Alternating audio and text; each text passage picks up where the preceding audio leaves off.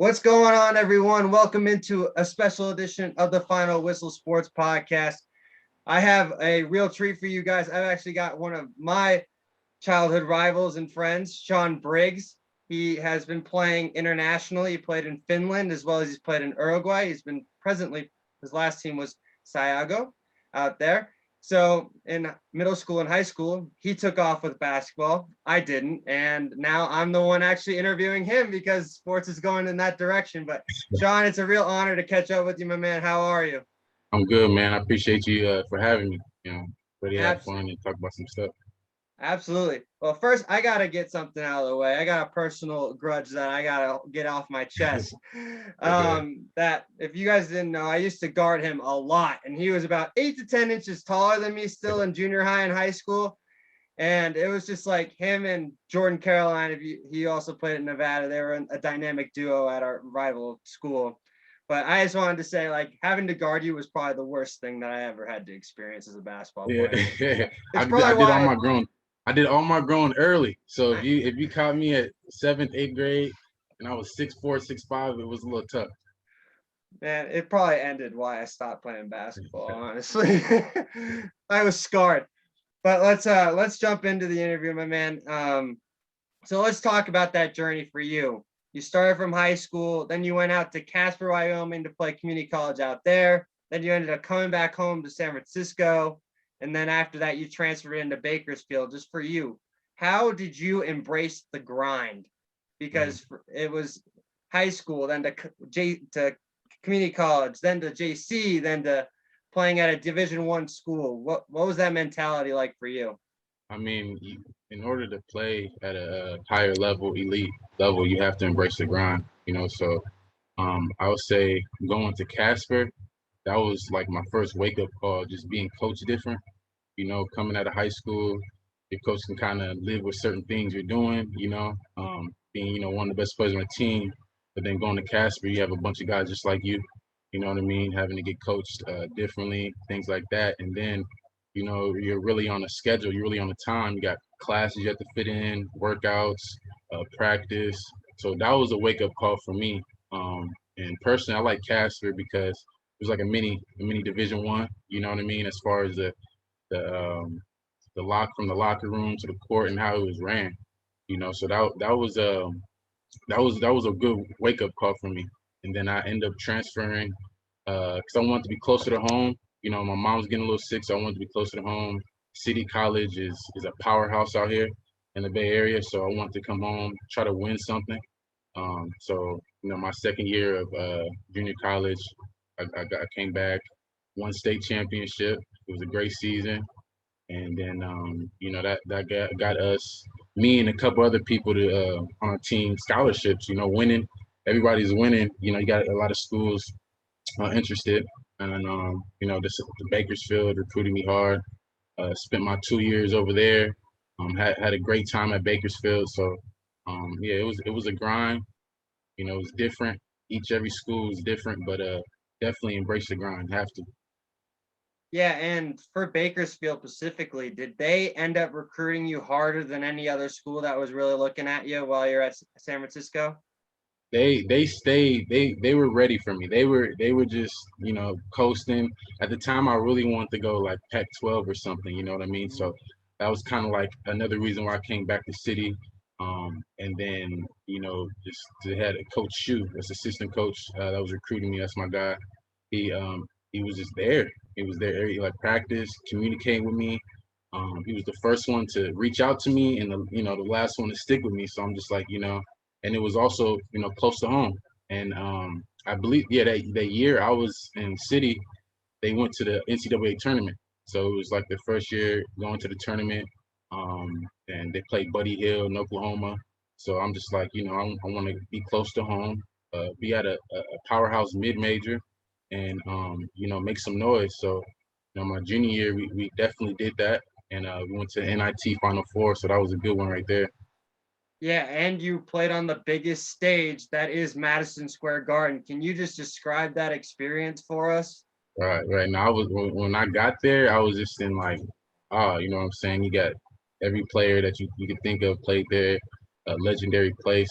And I think my favorite part about it is the lighting. It was dim. I mean, It the is. court is you know what I mean. It's light, but in the stand it's kind of dim, and it's like spotlight. It's all on you. So um, that's what I liked about Madison Square Garden. You know, the lighting, and then of course playing on there. You know what I mean. Wish we could have got a dub, but it was a good experience. Yeah, for sure. I've worked a couple of games at the Garden. It's just surreal to kind of like Yeah, see how much of a difference it is in comparison to every other arena. You yeah, can just feel a different aura even when yeah, you walk in. absolutely, absolutely, absolutely. It's big time. Yeah, and then for you, you took that next step. You were trying to play professional. Was that always the end goal for you, trying to play at the professional level?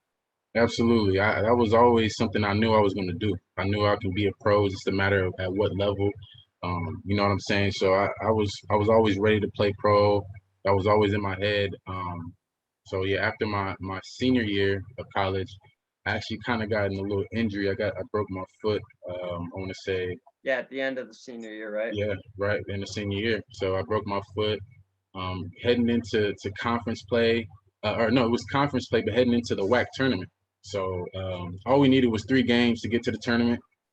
So that was a little heartbreaking, but you just had to stay true. You know, I was cheering my team on, but I was really just getting ready to play overseas. That was still the goal, and that was still the plan.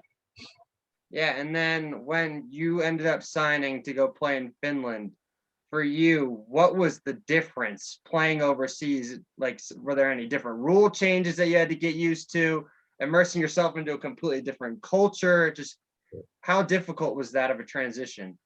It was a little difficult at first. You know, in Finland, and Finland, they're known for just like the footwork, the 3 pointing, the 3 point shooting, skill set and stuff like that.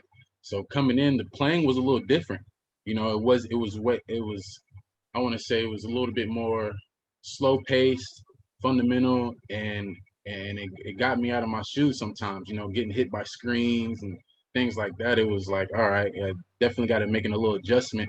And then with the FIBA rules, the ball hits the rim, you can hit it out the rim. So that was new to me. I thought I got goaltended a couple times trying to argue with the call. You know what I'm saying? But I had to get used to that. And the speed of the game, the physicalness of the game is definitely different. Different. Um, but yeah, it's fun, man. And then being out there alone, being out there alone is something you have to get used to. I was blessed to play with my point guard that I played with in college. Yeah. So he was on my team. So having him there made it easier. Definitely made it easier getting to play with him and stuff like that. So um, no, it's a fun experience, and definitely have to just you have to learn on the go. You know what I mean? Just have to learn on the go, make adjustments on the go, and stuff like that. And for you, in college, you primarily were playing power forward as a stretch forward. Were you still playing that position when you moved overseas, or did they move you down to small forward or even a shooting guard? I played everything, man. I was playing at overseas. I was playing the four, but I was playing the one, the two. I was point forward, I guess. You know what I'm saying? So I always felt like I was good with the ball in my hands. You know what I mean? But at the same time, I could use my body. Playing in the post or outside. But I switched around a lot. You know what I mean? I'm still switching around a lot. You know what I'm saying? Because in Uruguay, I was playing nothing but the two guard. So it was Really? nothing but the two. I didn't play anything in the post. We had 4 man and 5 man, big dudes stay down there, and I just had to really work on catching, shooting, and just making quick plays on the wing. So yeah, I'm still moving around, bro. I play a lot of positions. I think I like that because it keeps you in the court. If you could play a lot of different Versatility. positions, Yep. yeah, Versatility. it keeps you on the court. So I'm fine with whatever position I play. And then what ultimately led you to actually make that move to Uruguay to go play for Sayago? Anyway, well, after your season, you got about I want to say 2.5, 3 months to just work out, things like that. You kind of have your agent looking for deals for you. There's so much that goes into it. You want to be in a good situation. Of course, you want to have some good money. You want to play in a league that's credible.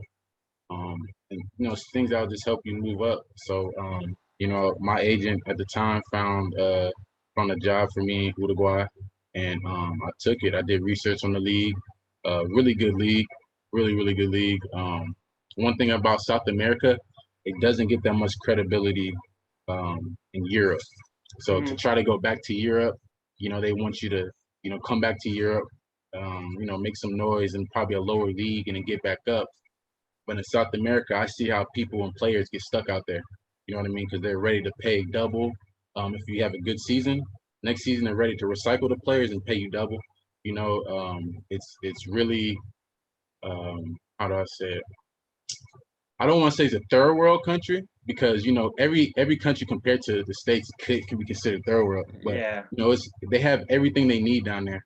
So I mean, it's just they love sports, football, soccer. They love soccer and basketball. So the fans, diehard fans. I mean, it was a good experience in Uruguay. Sure. Yeah, what's the culture like in comparison for you from going America to Finland to Uruguay? It's three completely All different areas. different. All three of them are different. You know what I mean? Finland remind me a little bit back home. Okay. Just with the stuff they had and how to maneuver out there and stuff like that. But Uruguay was it was definitely different, but it was really like I want to say family oriented. So I went in there and the team I was on, Sayago, very family oriented. And it's crazy because in Finland to travel, your teams are about 8-7 hours away. So Uruguay is kind of like one big. Montevideo is the capital, so they have all these teams in Montevideo, and each like little city has their team. So it's like 25 minutes away, 30 minutes away. When you want to go hang out there, you can hang out with the other Americans on the team. The travel wasn't too far. You know, but yeah, the culture is different. But it's just you come back home and you learn so much being in different countries. It's fun, man. You hardly want to come back sometimes. Yeah, I hear you. That actually sets up perfectly for a fan question. What's the best place you've been able to visit so far personally for you? Personally, best place I've been able to visit. I mean, I only been to Finland and Uruguay. I went to Poland for a little bit. Poland was nice. Mhm. Um, been to Poland. I like Finland. I'm not gonna lie, I love Finland. Yeah. That was a good country. Yeah, All right. And then actually we this actually transitions well as well because you were talking about how Sayoga was more family oriented. I want to talk a little bit about your mom has been almost been like your backbone and your inspiration. right. So what has her importance and her support system been for you the entire stretch of this? Man, it's been crazy, because she's just the one that introduced me to the game and stuff like that. So it's she's still living through me and stuff like that. So I play for her. I play for for everybody, I guess. But I still, my mom's still here, so you know what I mean. But she got me introduced to me, but to basketball. She introduced me to all other sports and stuff like that. I'm a mama's boy, you know what I mean. So I can sit up here and talk all about mom, you know what I mean. But she introduced me to the game, bro, and I'm just grateful I'm still playing it. You know what I mean. I want to be playing it if I wasn't introduced to it. My big brother used to play, so I'm always watching him. So just my family playing sports, being introduced to sports is really what got me here and still playing. That's awesome. And now actually you're a dad yourself, which is congratulations on that. Just Appreciate like for you, how has that really changed your perspective on life now being a father figure as well as does that motivate you more now even to continue the game that you love to play? Absolutely, absolutely. You got a son, so everything you're on his time. You're on your kid's time. So I'm definitely motivated because I want him to play basketball. I want him to watch his dad play. But at the end of the day, I want him to do whatever he wants to do. You know what I mean? Just have fun with it. Um, but yeah, it's new. It's you know what I mean. I'm waking up on his time. I'm doing everything on his time. It's teaching me, really teaching me. I'm really growing because of my son. So it's a blessing, man. I'm every day. I'm just happy I could be around him. And, you know, have a basketball near him. And, you know what I mean? Just watch him grow every day. Sure.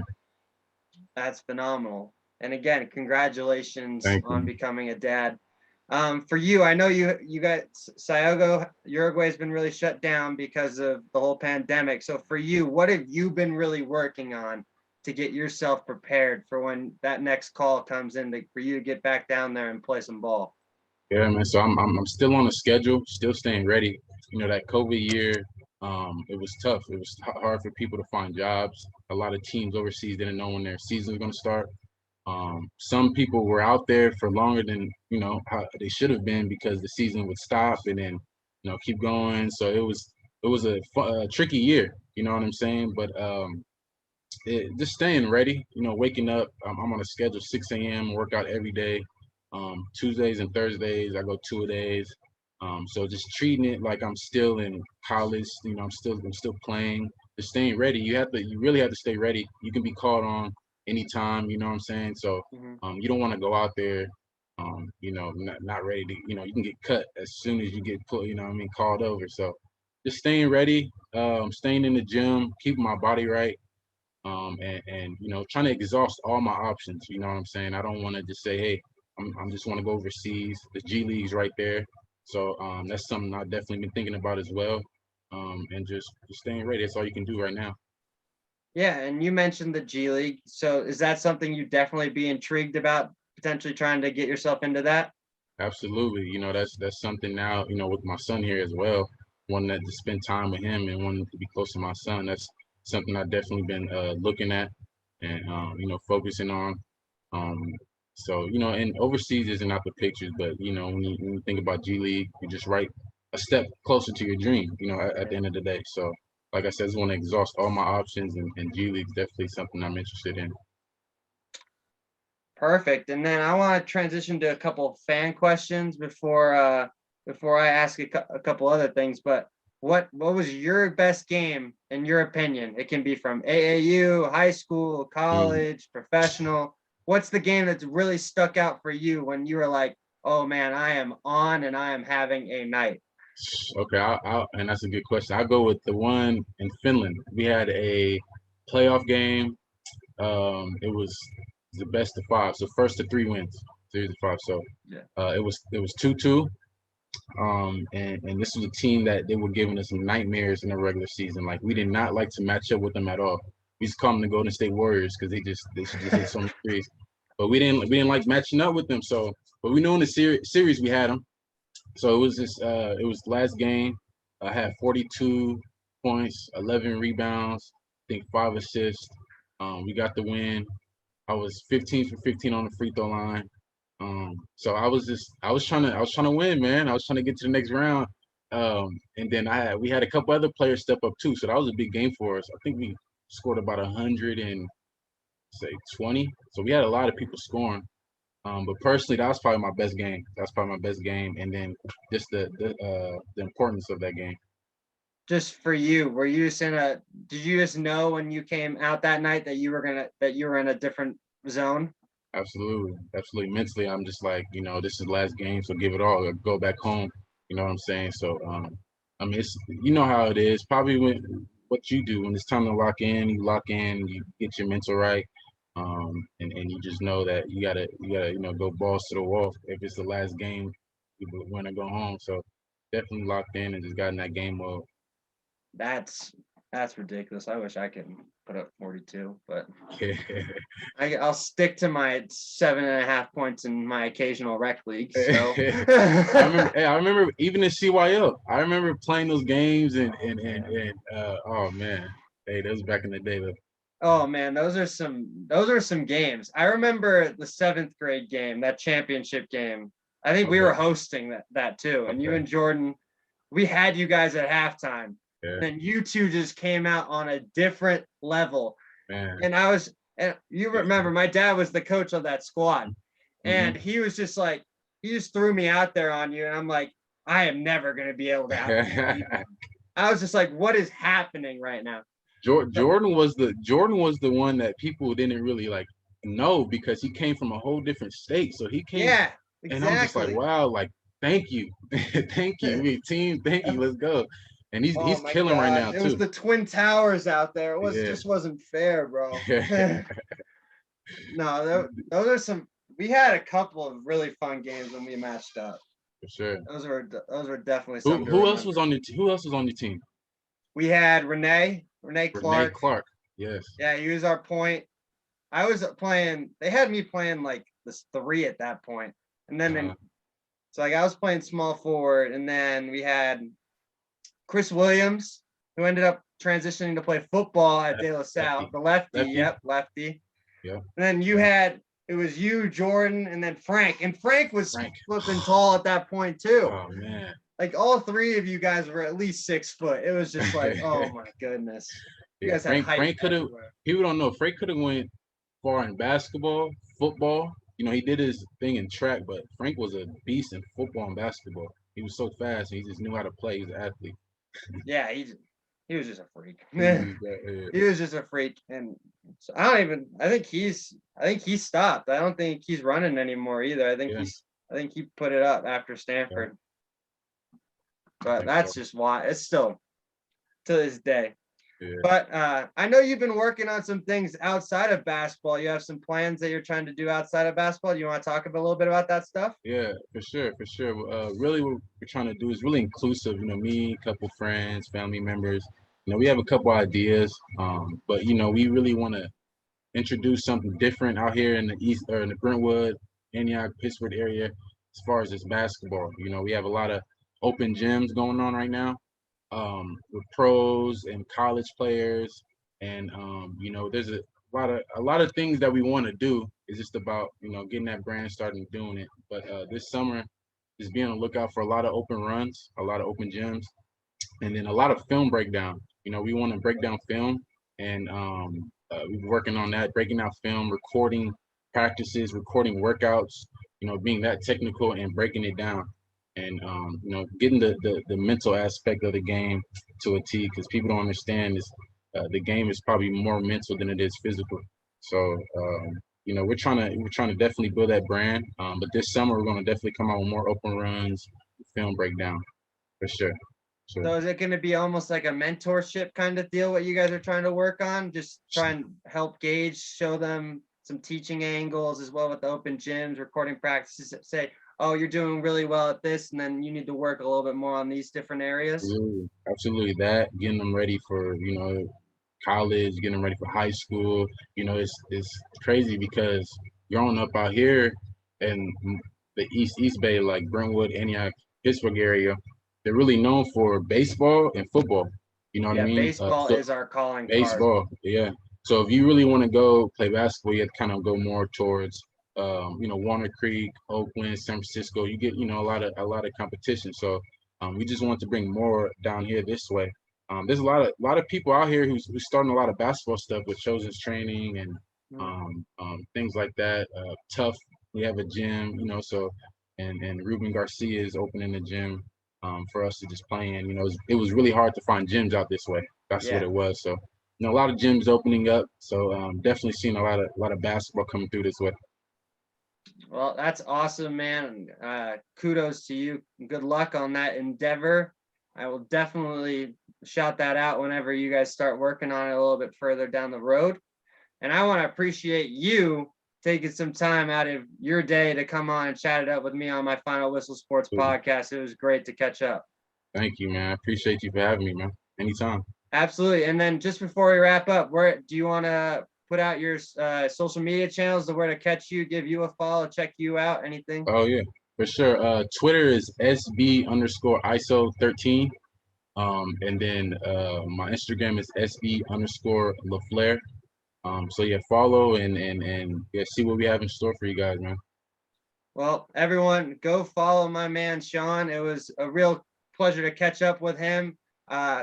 Good luck the rest of the way. Hopefully the seasons will open up soon so you can get back at it and start grinding. I appreciate you taking some time, my man.